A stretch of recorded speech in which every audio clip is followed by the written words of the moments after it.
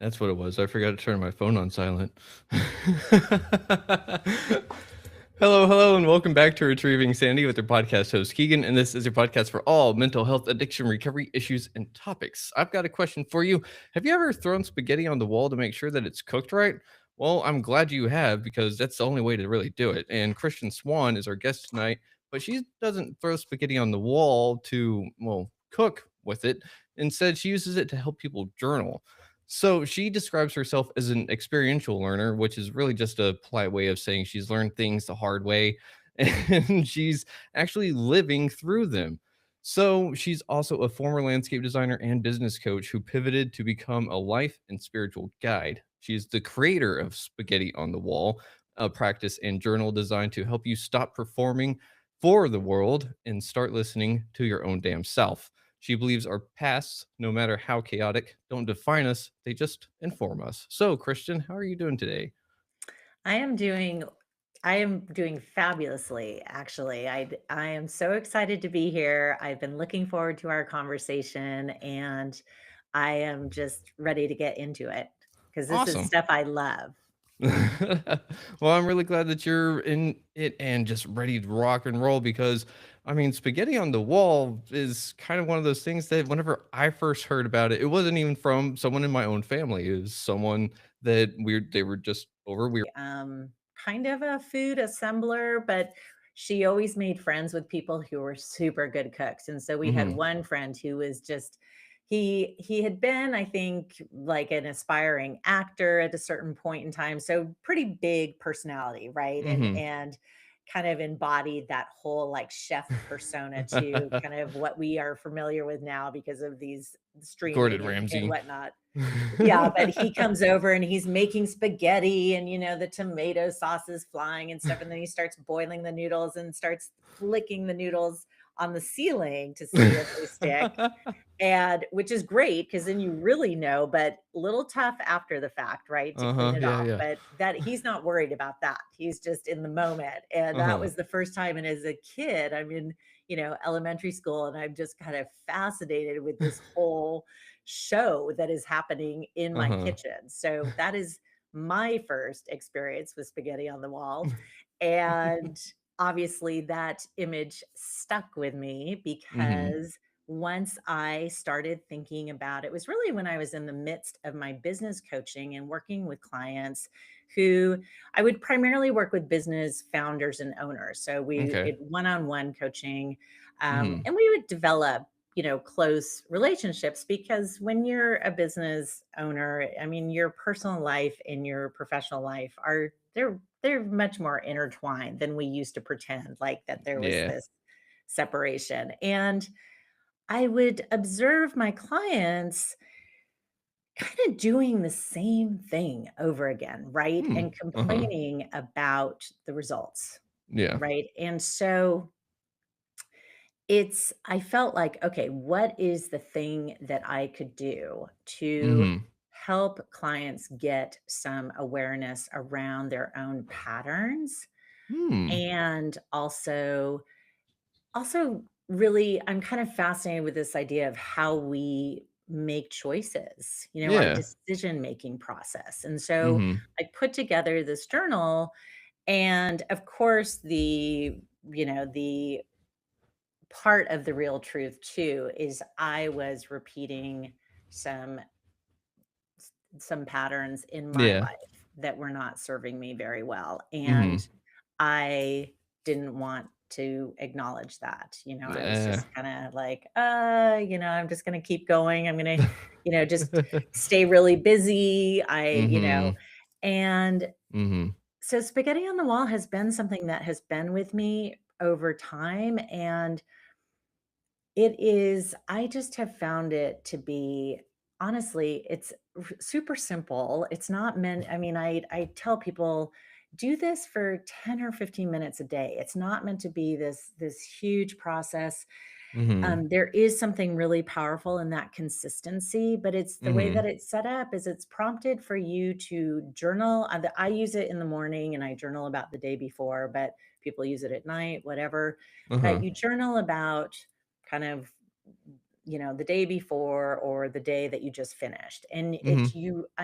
I I encourage people to think about journaling in a way that is much more of a non-judgmental observer, right? So you are Yeah. kind of just writing down the it's more than a log of the day to day, but it's really reserving judgment. And Okay. then I have what I call an experience evaluator section. And that is just simply, where were those yeses in the day? Mhm. And the yeses don't have to be these massively big moments. It Yeah. doesn't have to be that, I don't know, you got engaged, or you got a promotion, or you won the lottery. I mean, it's not, Mhm. it can be those just beautiful moments where, I mean, for me, the other day I was looking out my window, and there's a hummingbird that comes. I have a plant on my patio there, Mm. and the hummingbird loves it.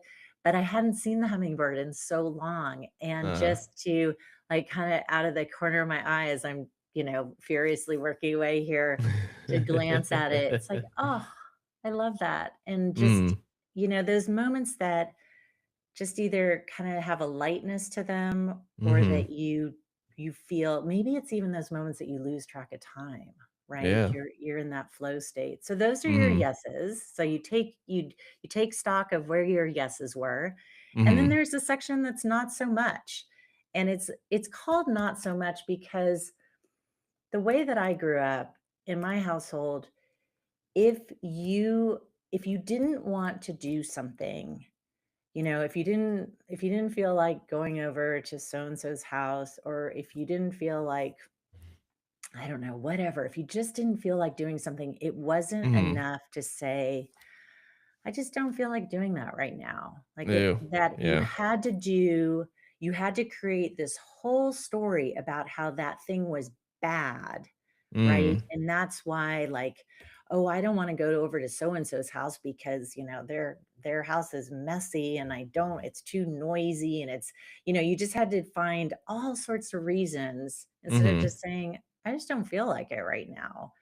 Yeah. So, I chose the phrase "not so much" to really highlight that this is just where you get to recognize that whatever it was is, and it could be that it just wasn't a great fit for today. It doesn't even Mm. mean that it was for forever, it's forever. It's set in stone. It just could be like, gosh, I really I didn't like it when I scheduled too many things in my day, and I felt like I was rushing from here to Mhm. there, right? So Mhm. that, Yeah. over noticing where you overcommitted yourself. Mhm. Maybe it's, I mean, I had an instance the other day where kind of entered into a conversation that I really didn't have enough time to have, and it Mm. needed more, it needed a more expansive time frame to have. And so as a result, I don't like I didn't like how I was kind of rushing and showing up for that. So you Mhm. just notice those places, and it could be even something external, right? Like, you pick up a book that everybody's talking about and recommending, or a show that everyone, and you start watching it and you're like, Eh. "Yeah, I'm not sure. Like, does this really deserve my time?" Yeah. Right? And so just notice what is not for you. And then Mhm. the last section is kind of it's called out of the box inspiration. And I think kind Mhm. of what has it may be a section that when you first start the practice of journaling with spaghetti on the wall, I don't know, you might just use it as a brain dump because you start thinking about everything you have to do. Mhm. It might be that you might just end up doing, like, dream journals there or something like that. I mean, it Uh-huh. can be a space for all sorts of things. And what I will say is, especially, I mean, I think of us all as highly creative beings, right? Yeah. I also think that when we are anxious, that our creativity goes offline. I mean, Yeah. it's It's kind of like our gone. brain is, I don't think it's built to do both things. So what I have noticed over the years of doing spaghetti on the wall, is that by the time I get to that out of the box inspiration area, I'm in a creative space, and so Hmm. ideas are coming to me, and that's where I journal about those things, because I've kind of any anxiety that I came to the journal with has been, and it is a physical journal where you use a pen, because I do Yeah. feel like, or a pencil or marker, whatever. A quill. Um, exactly, exactly. But it is that.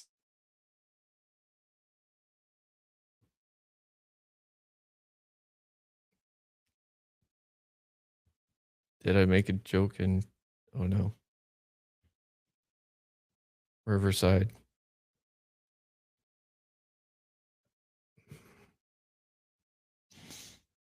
Hmm.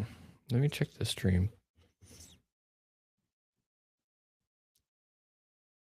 Stream. Oh, yeah, she's froze. Oh no. Um,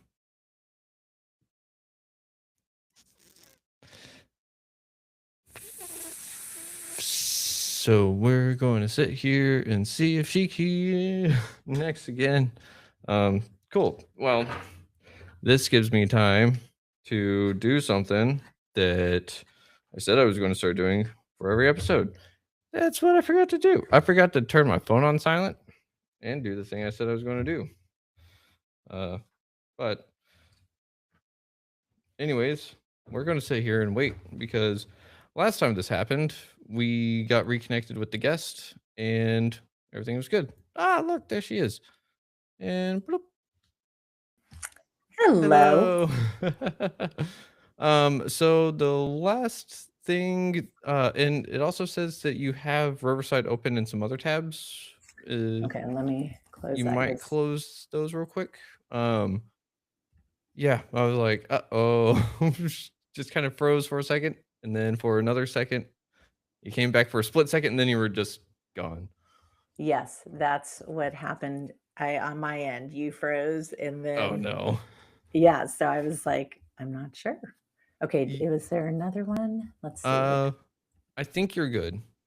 Okay. Uh, so the Okay. last thing that I remember you talking about was how it is a real journal, so you can write in it with a pencil or pen, and I made the joke about or a quill. Yes, we were talking about using a quill, or, Uh-huh. yes, your fountain pen. So Hmm. I was describing the fact that I think that there is something very powerful about journaling, Hmm. with paper on pencil, and, or pen on paper, that just Hmm. that physical activity. Yeah. Yeah. Yeah, I really think that there's something to just writing because and like let's follow this weird rabbit hole train real quick because Mhm. we might connect some dots for everyone. So I love the spaghetti on the wall thing. First of all, because that image that you painted in my head is this awesome like Disney cartoon esque like chef ratatouille thing going on, everything going Mhm. everywhere. And so, of course, being a little kid going into a kitchen like that is like, so this is an adult doing this kind of thing.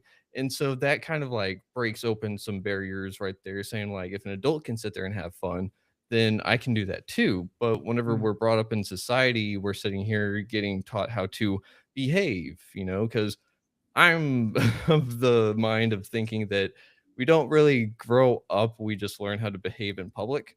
And whenever we behave in public all the time, then we kind of tell ourselves we don't deserve to be or here, whatever. And so now you're sitting here with this spaghetti on the wall for your journal and writing stuff out. We have to put forth a ton of effort whenever we're children to learn how to write, and Mhm. whenever we're going through all of this craziness in our heads, trying to voice it out, there's something between here and here that I think that, I mean, it has to go through the heart, right? Whenever you're thinking it Yeah. out and you're writing it out.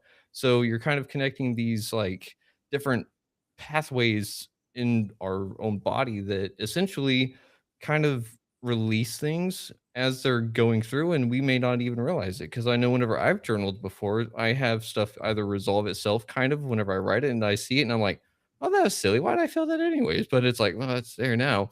So whatever. But I love it too because you have it broken down into sections because some people just get overwhelmed with journaling because they don't know, well, do I write this? Was that important? I can't remember the whole date.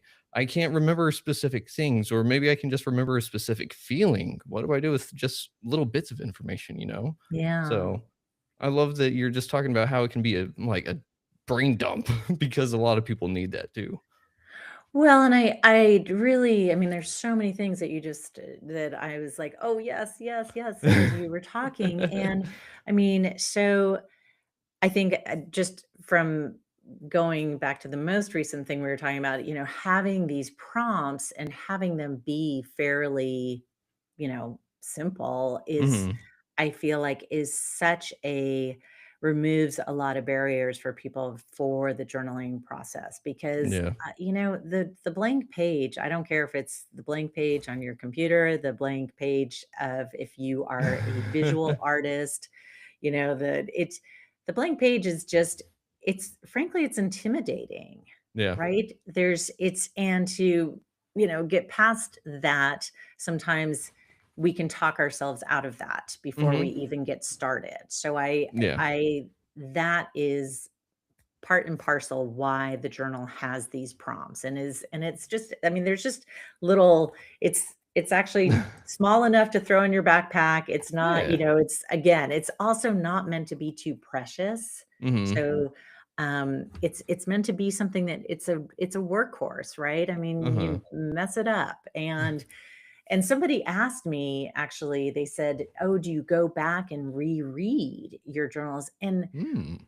for me, I don't, because Okay. I am gaining awareness as I'm doing it. I'm not saying Mhm. that that doesn't work for some people, but Yeah. again, to kind of remove this idea that it is somehow, um, I want every single person to have one of these in their backpack or tote bag, right? Yeah. I just want to remove that idea that it's just if you are, a good writer or you are super smart or creative or whatever. I mean, all the different reasons why we get in our own way, right? Mhm. And to your point about, that whether or not we really grow up and or whether we're just learning to kind of better navigate our this world that we live in, I Mhm. will say that I agree with you, right? That there is, I mean, I actually was like a tiny adult as a child because I Mm. was taking care of, I was busy raising my parents. And so Mm. play is actually something that's harder for me, Yeah. Yeah. than it is to be, like, okay, we got to have a schedule and we got to, and we got to keep it all together because, when we don't, things get a Mhm. little crazy and go off the rails. So it's, I, and this idea of what is acceptable, right? Mhm. Um, how we are, is it is it okay? Yeah. And I think so many times what we're really asking when we are doing these dances to fit in or to not Mhm. draw too much attention to ourselves, right? Yeah. Um, it's like we're essentially asking kind of that big question of, am I will I be loved? Am Mhm. I will I belong? Yeah. Yeah, that's a huge question, because I think that that's what everyone's kind of looking for. And a lot of people growing up, whenever you have a lonely childhood or you're growing up too fast or anything like that, it's something that just kind of gets lost along the way. Yeah. And it really, whenever you were talking about how the being anxious kind of takes away the creativity side, it really makes me think because kind of like what you were saying, being self-aware in that regard, like I've heard that your brain can only focus on one thing at a time. And if you're multitasking, what it's doing, it's just switching in between them really quickly, Right. really efficiently. So Yes. it's kind of like if in having dealt with a ton of anxiety, like I know that anxiety is living in the future, just essentially trying to plan everything out and expecting the worst case scenario. And also falling prey to that question of, do I fit in or am I performing correctly for society because I'm trying to not get in trouble or I'm not trying to do all this? And in the end, it's something that it takes away from being in the moment, you know? And that's where the Yeah. creativity is because that's where it's like, hey, I'm going to look at this rock and cool, that looks like a canyon. Why does it look like a canyon whenever it's just a rock kind of thing, you know? Mhm. But I mean, that's the cool thing is that I think that the kid in us is still a kid and it's still always there, but that's we just don't really play anymore. And I've talked to a play coach who thinks that we need to bring play back into adulthood. And I'm like, hell yeah, we do. And he teaches people how to make bean bags or something like they're you can't call them hacky sacks because it's like a band-aid. Right, It's a right. brand name. So um Yes. but I'm just so are you trying to make people, like, play with a journal in a sense? Yeah, I think that there is a very much to what you are naming of, again, kind of taking this seriousness out of it. And I Mhm, don't there's a great I know I'm gonna get it incorrectly, but there's a great quote about, not being able to be serious, right? But not taking oneself too seriously, mhm, right? And so there is a sense of, I mean, my hope is that people through the journaling process, spaghetti on the wall, I think is a great way to do this. There's other ways to do it, but obviously this uh-huh, is one of my favorite ways. Um, is that you get to know who you are. You mhm, really get to know who you are. And by extension, you start to trust who you are. And mhm, then you make choices based on who you are and your own knowing. And I think in that journey of self-discovery, so to speak, mhm, is and hopefully maybe self-acceptance that there's so much joy. I mean, I think that's the other thing is I am always trying to figure out ways to make things simple and accessible for as many people as possible because I think around the topic of mental health or wellness or even mindfulness, I mean, sometimes in meditation, right? I mean, all of these things that are very much things that I'm into, and mhm. there can be kind of a sense of seriousness, just real heaviness. And I'm Uh-huh, not, and again, I'm not taking mental illness and our mental health. I'm not taking that lightly at mhm, all. So I just want to clarify that. yeah, And but I do think that there's so much joy to be found in being ourselves. mhm, yeah. Uh, but I mean, being ourselves, for a lot of us, we're trying to not be ourselves growing up. And that's kind of the whole issue, you know, because I think that somewhere along the lines, whenever we're told no, we kind of get the wrong impression because a lot of the time, whenever we are told no, it's as a child. And as a child, we're really self centered because the world does quite literally revolve around us because we're so young. We're trying to figure everything out. Everything that interacts with us has to have a place in the world because I exist with the world, right? Mhm. So whenever it has to shift from one to the other, that no, that first interpretation of no could be like, hey, this is like an absolute hard area you never cross a no, and other people could be like, oh, it's an exploratory kind of thing, like, oh, I'm going to maybe ask the questions of like, why is it no? And then other people are just going to be like, I was never told no, and so I'm going to get everything that I want. And so, like, Well, and I think what you've touched on a couple of times that I wanted to also bring forth and mhm, is the value of curiosity, yeah, right? I mean, mhm, both I think that, you know, spaghetti on the wall is not going to work for someone who just doesn't even have a kernel of curiosity, right? mhm, I that I cannot instill in no, someone. uh-uh, And so how and as kids, right, we have so much. I mean, we are just one big ball of curiosity. mhm, And that there's this conditioning, right, that can happen over time, whether it's our parents or our peers or other people in our lives. And mhm, I think that part of the process of getting to know yourself and getting comfortable with yourself is you can start to think about those things that you've acquired and inherited, right, mhm, through your experiences of growing up.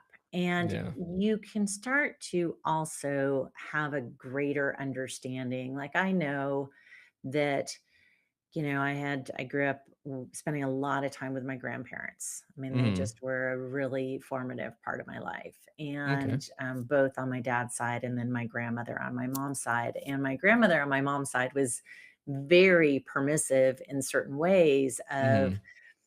I could stay up late. I could, watch way too much TV because we didn't have a TV at home. So I would just be Uh-uh. like, oh my gosh, I gotta get my fill of TV. She would Uh-huh, she'd buy those horrible cereals that are all like sugar where that mhm. wasn't happening at home. I mean, so in certain ways, she was very, she was, kind of letting us do wild things. And there were also all of these messages that she was sending about how I was to be as a person out in the world, Mm, um, don't be too loud, don't be too like fidgety or rascally, right? You don't want to draw huh, too much attention to yourself. uh-huh, And so much of that really and sometimes it was hurtful because I mean, sometimes I might show up and have an outfit on that I think was cute, and she'd be pretty negative about it. yeah, And I know now, and mhm, I mean, I've known it actually for quite some time, but how much of those comments that she was making were really based on her care about me and wanting to keep me safe, mhm, right? So much of and I think of just myself. I mean, I am a parent to 3 young adults, and I think of, gosh, I really wish I had some days I just wish I had a do-over because mhm, there are these moments where I feel like I was trying to make them small or keep them safe, and really when mhm, I reflect on it, it's like, oh gosh, like what would it have really mattered, right? If they mhm, had, you know, run crazily through that museum or whatever. I mean, you know, yeah, instead of, in my head as the parent that, thinking, "Oh god, I don't want us to get kicked out, or I don't want, the guard to yell at them, or I don't want, mhm, and it's like, so what? Like, so what if we had gone to a museum and 5 minutes later, because we were running through the museum, we got kicked out? I mean, really? mhm, yeah, But it's so hard when and so I do have a ton of compassion. I mean, I have to give myself compassion about, mhm, my parenting choices yeah, And when I think about my grandparents or my own parents, it's like, I know that it feels like it's a cliche to or just maybe even excuse to say people are doing the best that they can. Yeah. Um, but it really is true, Yeah. right? Yeah. I think that sometimes they are doing the best they can, but I mean, sometimes I don't think that. I think that one is just up in the air. It's highly contextual for me. But uh I will agree with you on that for sure. yeah, because it's kind of like one of those things where if someone knows their faults, if they know where they could improve to either better themselves and or the people around them, and they still choose not to, then it's like, all right, does that make the distinction between them being a good person or bad person or something in between? Because they have the knowledge to change and they choose not to. Then if it's bringing harm, then what does that say? But we're I not think at it says that they are deeply, deeply afraid. well, yeah, and that's the thing too. But whenever they're wanting change, if they're asking for it and they're presented the options of like, hey, here's the things that you can do, and they still say no, then yes, I do agree that there's a lot of fear there. Um, And but I'm not saying just I mean, we're getting into it a little deep, kind of in a sideways way. I'm not saying that for people that we may be interacting with who mhm, are asking for how to change and they no, have the information, we still get to choose to have boundaries, oh, of right, course, yeah, around these people.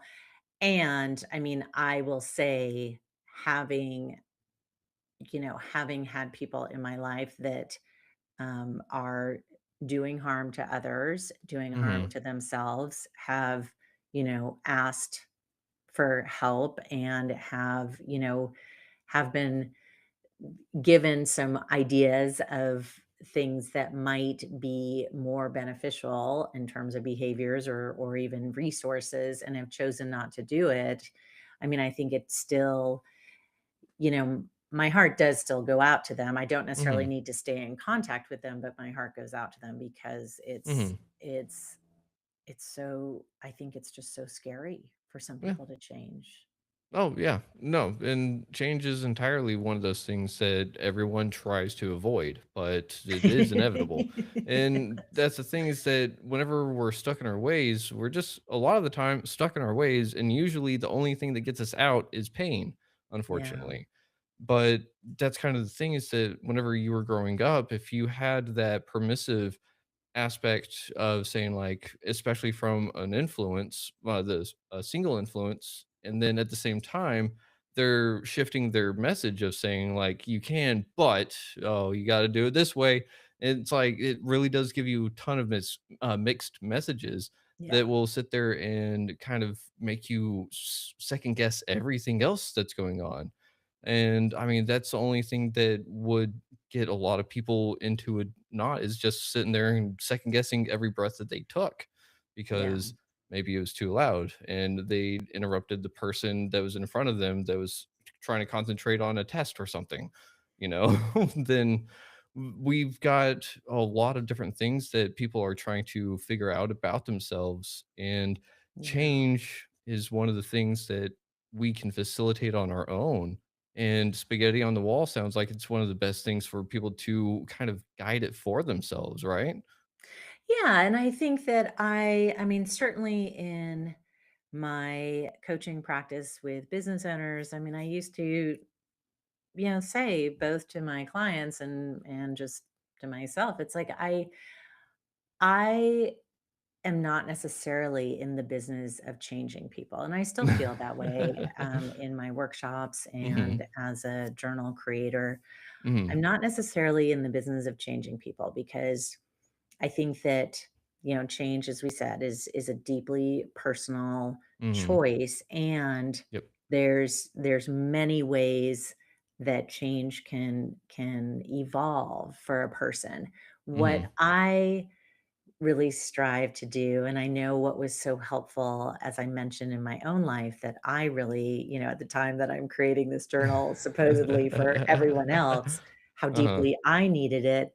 And the thing that really helped me was the awareness, Mhm. right? So having a practice and a place to really just, number one, take some stillness for myself, right? Because Mhm. I was mentioning that is when I was deeply in a place of discomfort and repeating old patterns, I was like, oh gosh, I'm just going to keep running as fast as I can. Yeah. So yeah, so being willing to get still for a second and reflect, and the awareness that came forth for Mhm. me, it didn't happen. I mean, I didn't make the shifts I ultimately made overnight. Mhm. Timing is so individual, Yep. but I will say once that awareness kind of crept into the consciousness, because it was there, right? I just was like, "Ah," but once it, came online, it's Mhm. like it's pretty hard to not pay attention to it. Yeah. Yeah, and it's kind of like it's a little seed that's been in your head forever, and then next thing you know, because it's a lot like a seed of bamboo, because Oh, yeah. bamboo is about takes what 5 years or so developing its root system, and the next thing you know, it grows up like 3 feet a day. It's just like what? Well, yeah, and Where's it been? if it's, I mean, it'll grow up through concrete, it'll bust through anything. So, Yeah. I mean, it is not, bamboo is not to be stopped, right? No. And I feel like that was kind of like my awareness, right? I mean, Uh it took a while to get there and start growing, but I mean, once once I was aware of it, it it couldn't be stopped. yeah. What was And that one of was the a good thing.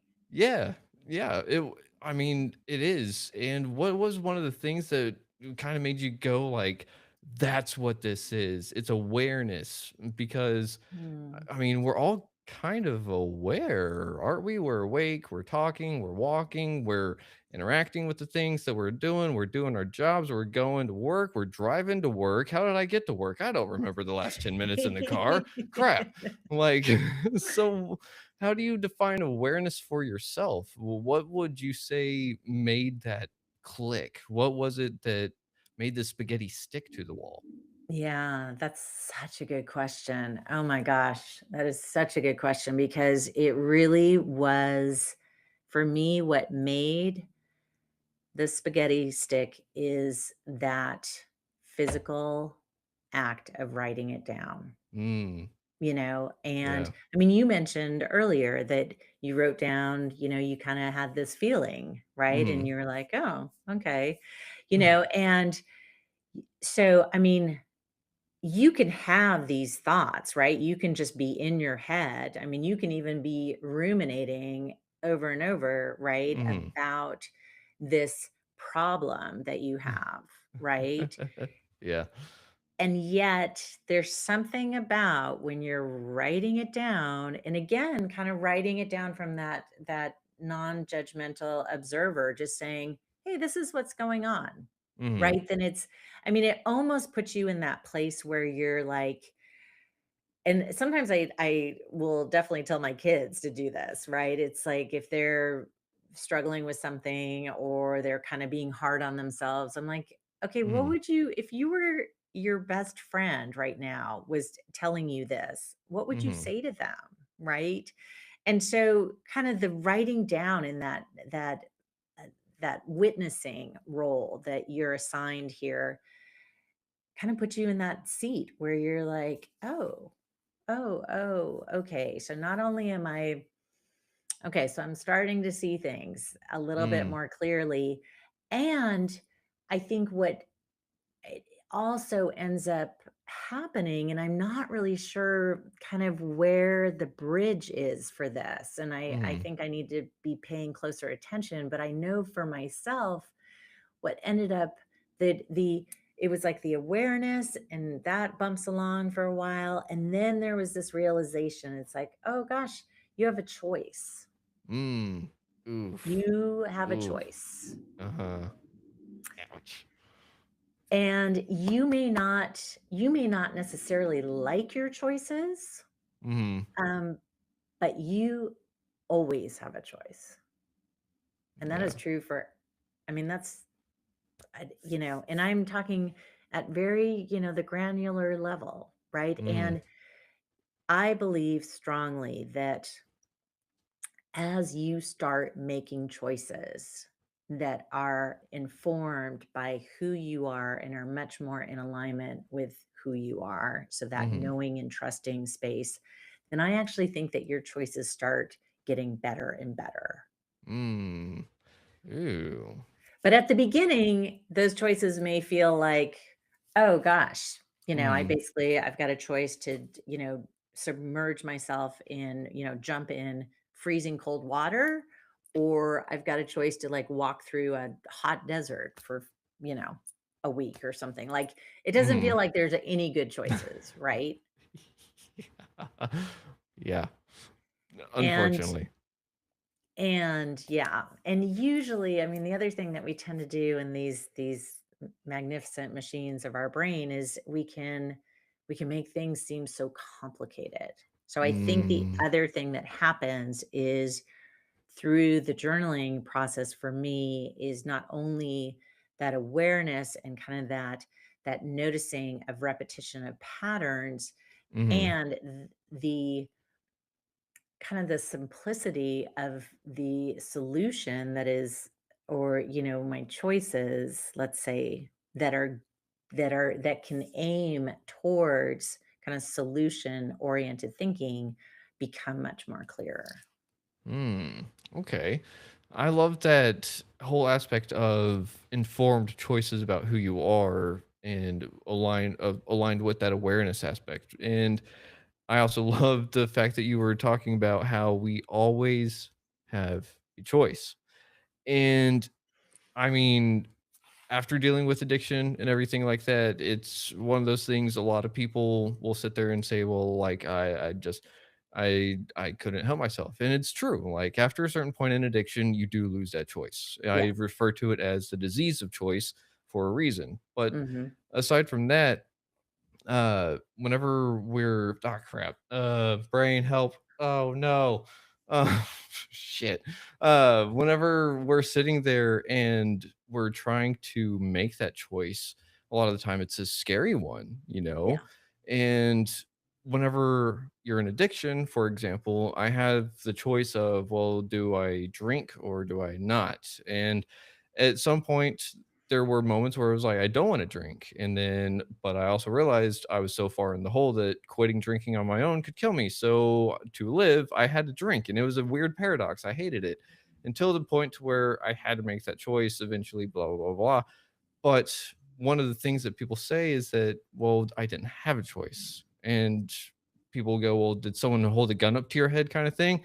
And I'm still like with the conviction of, even with a gun to my head, I still have a choice of, nah, I'm not going to do the thing. Like, go ahead and kill me. Like, I know the choice. Like, my choice is to do one thing or another. And that's why I think that it's interesting that we're also sitting here saying, whenever we realize that a lot of this change aspect is happening to ourselves, sometimes it's because other people are having an influence in our lives and maybe we have to change in accordance to that.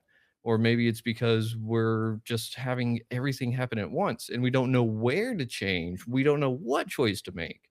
And so W- it's Yeah, but I think there can be, yes, there can be multiple choices, right? mhm, Um, just to back up a little bit, one thing that I will say is doing nothing about a situation it is a choice. is a choice. And Mhm, so I do think we have to get super clear with people, mhm. ourselves. Yeah. Yeah. The people that I'm talking about to start with is, Yeah. yeah, is ourselves, right? I Uh-huh. mean, when we choose to do nothing, when That's a choice. that is a choice. Okay. So Yep. that, and yes, there can be multiple choices, right? And they can have, they can have different properties to them. But again, I think what has been helpful for me, and you and it's hard to do, but again, this process of putting pen to paper, right, is requiring a certain amount of stillness, Mm-hmm. right? And so a lot of times if you are feeling like, whoa, there's so many choices out there, you're probably doing a little future tripping, Mm-hmm. Yeah. right? Anxiety. Yep. Yeah. And so instead it's like, okay, what is the if I have named the thing that I'm saying I really, really want, Mm-hmm. right? What is the simplest choice? Simplest. I mean, whether it's a phone call, Mm-hmm. whether it's a, I mean, what is the absolute simplest choice I can make that is in alignment with the person I'm saying I want to be right now in this moment? Mm-hmm. So I think that it is, and often when you kind of get out of the, getting too far ahead of yourself and you just get back to right here, right now. Mm-hmm. Yeah. And then I think actually it gets pretty clear in most cases. Gotcha. Um, let's see. Real quick, I did forget to ask earlier, where can people find you and where can they actually find Spaghetti on the Wall for anyone that's looking for ways to kind of untangle their own brain by throwing it at a wall? Well, I do have a website. So the Okay. website is kristanswan.com, and it's so everything is there. Spaghetti on the Wall is there. I also my events list is there, so that's available. Mhm. I'm also super excited. I haven't really talked about this anywhere, so you are getting Ooh. a heads up. Um, and I love because it was kind of going directly to something you were saying earlier. Is I have another journal coming out in the next couple of weeks that's called Heart Mapping, Ooh. and that is the full title is Heart Mapping: Uh-huh. Create the Cartography of Your Inner Landscape. Mm. And so that is I think it's a great companion to Spaghetti on Mhm. the Wall, but it also, the format for heart mapping is to actually draw. It's not meant to, it's not to Mm. draw necessarily representationally. It is the discipline is to center yourself, take a couple of breaths, put pen to paper, quill to paper, whatever your instrument is, and it's a continuous line drawing, and to Mm. draw with constant and continuous contact to the paper for Uh-huh. as long as you need in that moment. Huh. And I love this exercise because there are days when, as much as I love my spaghetti on the wall and doing that journaling practice, Uh-huh. I am just like, "Oh my gosh, I don't even know, I don't know where I'd like, words aren't available." Yeah. So Mhm. I just need to go, as you were saying, I need to go straight here and just say, just let that flow out of me in whatever squiggle, scribble, Mm. meandering line, sharp corners, whatever it is that is in me. And then I can be just like, oh, okay, now I can, get going. So I'm going to be adding that because I think that that is a great compliment. And I know for myself how valuable my creative journey just in exploring different artistic mediums has been. And Mhm. there was a time when words weren't really that available to me. And words are there's so much they're very powerful. There's a lot of association with them, and So, I think my early way of connecting to myself was through visual arts, right? And Yeah. through different crafts and doing things with my hands. Mhm.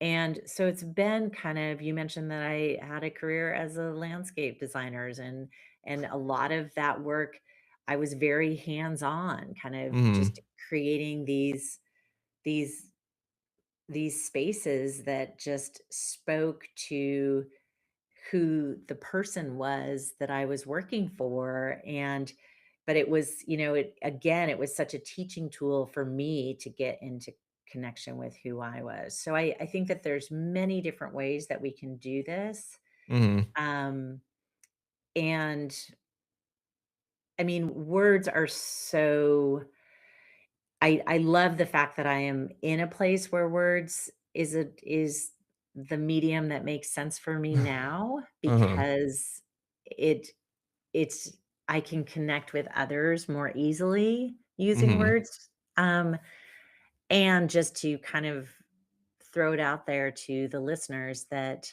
I think that, you know, creative exploration, and not necessarily, don't you don't have to think of yourself as an artist, but whether it's cooking or, there's all sorts of creative exploration that can also be a great way to take that, to give yourself some stillness and get to know yourself, and allow for your creativity to be rediscovered if it's been kind of tamped down. Yeah. Oof. I love that. And thank you for giving us a little bit of sneak peek to the next bit of art. Well, art that you got coming out, because let's face it, it is an art project of sorts, you know? It is an art project, yeah, and it definitely, and heart mapping, really, I feel like it would not have come forth without the practice of spaghetti on the wall, and Hmm. getting that again, having a means to kind of quiet some of the noise, the external noise, and then also the noise in here. Yeah. And I mean, whenever we clear up that noise, we have no idea what's going to come out from it. And I'm just glad that heart mapping came out, because it sounds like automatic writing of sorts, but a Yeah. little bit different. And I really like that twist on it. It's pretty cool. Thank So, you. Thank you. yeah.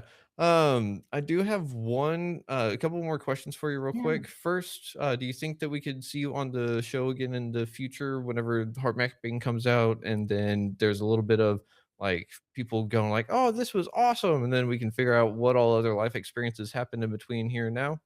I Yeah, mean, then and that would now. be great. That would be super. Awesome. And I've got one last question for you. So, Kristen, the name of this podcast is Retrieving Sanity, and we explore how all facets of living life impact mental health. Looking at the incredible motley adventures of your life, what does retrieving sanity personally mean to you today? And what's one practice or perspective you believe is crucial for anyone on that journey? And it's okay if you say journaling, because I mean, that's what we're doing, right? Yeah, I mean, and I know, not to be super boring or repetitive, but I will say for me it was journaling, Hmm. and specifically a journaling practice that gave me the space to get to know myself, Hmm. and then by extension to trust myself, because I as we touched on, the way that I grew up was pretty chaotic, and so most of my energy and focus went to navigating the kind of unconventional life, and the adults in the room. Mm. And so I developed some very good, coping skills and survival mechanisms, and it really didn't allow for a lot of curiosity about, who I was and Hmm. what was important to me. Yeah. Thank you for that. And I mean, I think journaling is one of those really awesome things. I've done it for a long time. I've done it on and off through the years, and it's one of those things that I constantly tell myself I need to keep doing it. Why do I keep buying journals? But I mean, they're just really cool looking books and everything like that, you know. Oh my So gosh. I know. I still buy other journals even though I have my journal. I mean, I am just like I am a sucker for a great journal, right? Yeah, like I could go into Barnes and Noble and walk out with a couple of journals, and it's like, hey, they're going to be sitting there, not necessarily filled out, or maybe they got different random stuff in there, but I mean, they're just Yeah. cool books. So, Well, and that's I mean, and that is I mean, if that is how we choose to play in this moment, then heck, mhm. it's not we're not hurting anyone, right? I mean, Mhm. there's yes, having a love affair with journals is I would say is very is a very okay. Well, I'm glad to get the A-okay from someone that does journaling. I'm talking to myself, really. Oh, okay. I don't even want you to see, what is, behind me in terms of the stacks of yes. Fair enough. Well, Christian, thank you very much for being on Retrieving Sanity tonight. And it's been an honor and a pleasure. And I'm just excited to try spaghetti on the wall because, I mean, if we use it for cooking, maybe we can use it to untangle some stuff in our heads too. So, Absolutely. Oh, well, gosh, Keegan, thank you so much for creating this space for conversations that are really meaningful. And I think that um, we need to be, connecting in this way as much as we possibly can these days. mhm. Oh, that's for sure. Nowadays, with the world on fire, everyone has their own personal fire extinguisher. Some work better on some fires, some work better on other fires. And it's all about pulling together, making that community a little bit, and making sure that, hey, I got some experience, you got some experience, we all got some experience. Let's share it. And Exactly. so, uh, Amen. I'm just really glad to have you on and thank you for doing what you do for the world because that's how we make the world a little bit of a happier place so that we can play and our children can play in the future too. So, Exactly. Thank you so much, Keegan. of course, thank you. And everyone out there, thank you for listening to Retrieving Sanity on WDJY 99.1 FM. And as always, don't forget you've got to try to love yourself. Try to love others if you can, but you've got to love yourself first. If you're going through a mental health crisis, you can dial 988. And if you're in the LGBTQ plus community, you can dial the Trevor Project up in Canada. And I'm trying to think if there's anything else. I don't I keep feeling like I'm forgetting something. You said it earlier in the episode that things don't necessarily have to have a place. It feels like a Monday today, and it's a Tuesday when we're recording, so it feels it's yeah. Yes. But with that being said, everyone out there, have a safe one, and we'll see you next week. Much love. Schlan. And stop.